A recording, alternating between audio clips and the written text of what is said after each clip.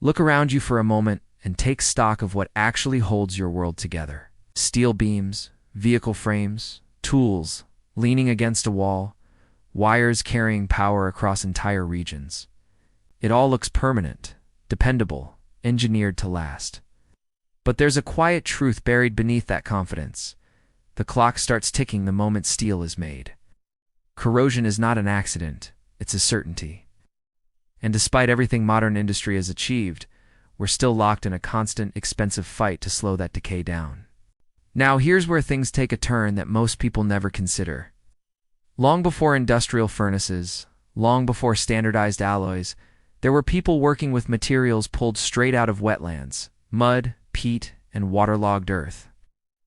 And from that unlikely source, they produced iron that could outlast much of what we manufacture today. It's not by accident, but by understanding something deeper about how materials behave in the real world. This isn't nostalgia. It's a serious question with real implications.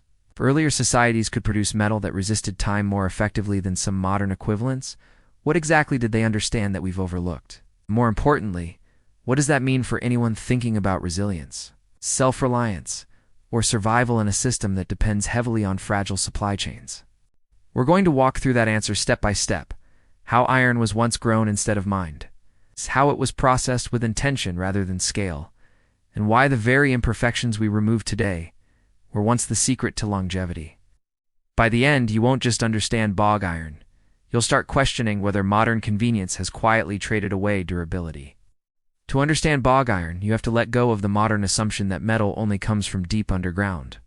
In earlier periods, iron didn't always require mines, shafts, or heavy excavation.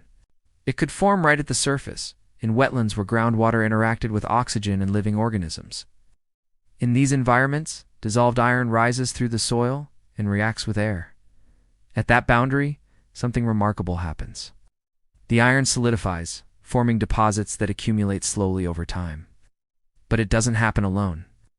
Microorganisms, iron-oxidizing bacteria, play a critical role. They accelerate the process, concentrating iron into nodules embedded in peat layers. For the people who relied on this resource, the skill wasn't industrial, it was observational. They learned how to read the land. Discolored vegetation, reddish sediment, and that strange shimmering film on still water weren't just curiosities. They were indicators. Signs that iron was present beneath the surface. And here's the part that changes everything from a survival perspective. When these deposits were harvested carefully, the system didn't collapse. Given time, often a few decades, the iron would regenerate. That makes bog iron one of the few metallic resources in history that could be renewed within a human lifetime. That's not just a historical detail. It's a radically different relationship with materials. Instead of extraction and depletion, it was management and return. Pulling iron-rich material out of a bog didn't give you anything close to usable metal. What you actually got was heavy, waterlogged, organic-rich matter that looked more like waste than resource. And if you tried to process it immediately, you'd fail. The first step was preparation, and it was critical. The material had to be dried and roasted. This wasn't about melting, it was about transformation. Heating the ore in open fires drove out moisture, burned away organic contaminants, and broke down unwanted chemical elements. One of the biggest threats at this stage was sulfur. Left untreated, it could ruin the final product by making the iron brittle at high temperatures. Roasting reduced that risk, stabilizing the material before it ever entered a furnace. By the end of this process, the ore was lighter, more porous, and far more reactive. It was no longer just mud. It had been conditioned, prepared to undergo the next stage of conversion. This is where an important survival principle shows up clearly. Strength isn't just about what you build. It's about what you remove before the pressure begins. Weakness that isn't addressed early doesn't disappear.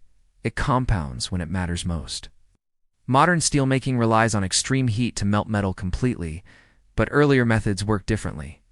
The bloomery furnace operated below the melting point of iron, which meant the metal never turned into a liquid. Instead, it formed through a chemical reduction process. Inside the furnace, layers of charcoal and prepared were stacked and heated over many hours. As the charcoal burned, it produced carbon monoxide, which stripped oxygen from the iron compounds. What remained was metallic iron, but in a solid granular form. These particles accumulated into a mass known as a bloom. It wasn't clean or uniform. It was porous, filled with slag, and required immediate work. While still hot, it had to be hammered repeatedly to consolidate the material, driving out impurities and binding the structure together. What emerged from this process wasn't modern steel. It was wrought iron, fibrous, irregular, and full of microscopic inclusions. And that's where things get interesting. In today's metallurgy, purity is the goal. Elements like phosphorus and residual slag are treated as defects. They're removed to produce consistent, predictable materials.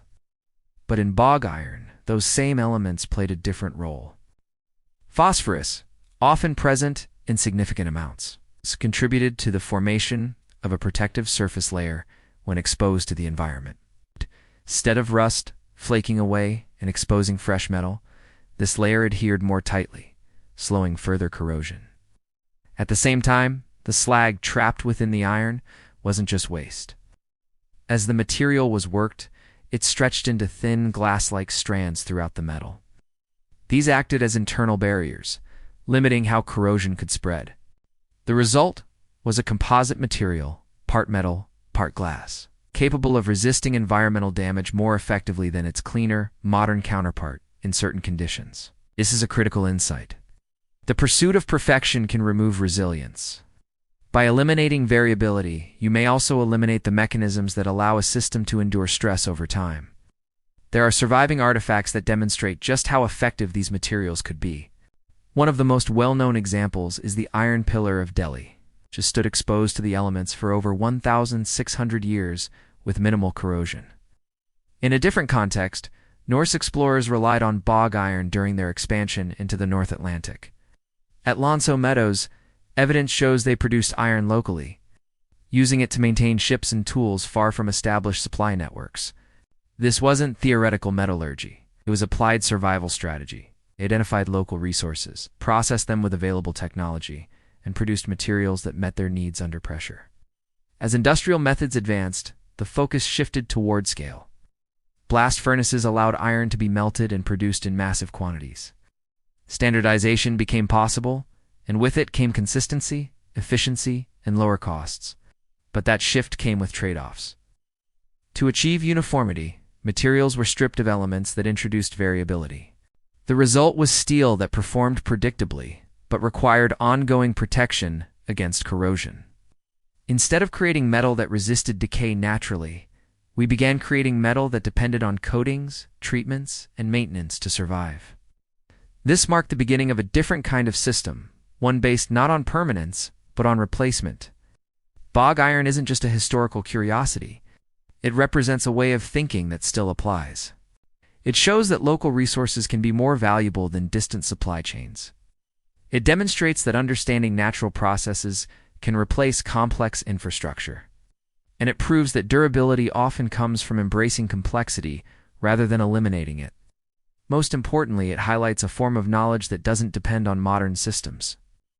If industrial production stops, the ability to produce metal doesn't have to disappear with it. That capability only exists if the knowledge is preserved and understood. The story of bog iron forces a difficult question. In our push for efficiency and scale, have we lost sight of what makes materials and systems truly resilient? The answer isn't to abandon modern technology. It's to recognize that older methods often solved problems in ways that remain relevant. They worked with the environment instead of trying to dominate it. They accepted trade-offs and designed around them, and in doing so, they created tools and structures that could endure without constant intervention. That's not just history, it's a blueprint.